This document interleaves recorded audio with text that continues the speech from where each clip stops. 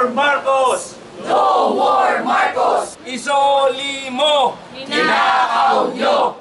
Nung panahon ni Marcos, malaki ang tumagas na yaman ng Pilipinas dun sa extractive industries ng mina at troso. Yan pa rin, bukod dun sa mga public funds na nakuha, no, dun sa mga share sa infrastructure, ang hindi pa na ibabalik sa mamamayan. At dahil puro naman public office ang pinagkakakitaan lamang ng pamilyang ito, ay malaki pa rin ang pondo na kailangan munang isuoli bago natin isipin man lang na magpresenta siya para sa isang national office kagaya nito, no? Bataan Nuclear Power Plant, Kalaka, Chico Dam, Kaliwa Kanan Dam, mga environmentally destructive projects na gustong ipatupad at pinatupad ng Marcos dictatorship. Walang pag-amin ng kanilang kasalanan, walang accountability na nangyayari.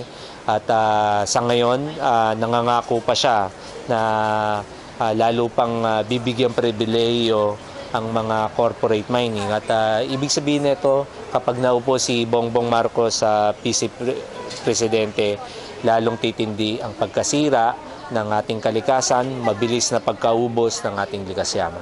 Yung mga issue, environmental issue, nung nakaupo na siya bilang gobernador at senator, ay tahimik siya, no?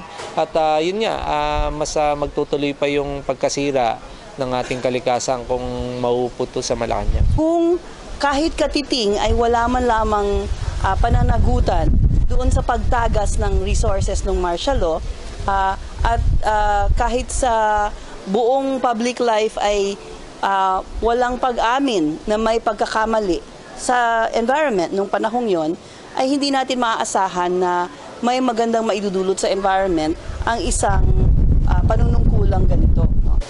Protect our environment, defend our Mother Earth, no vote for Bongbong Marcos.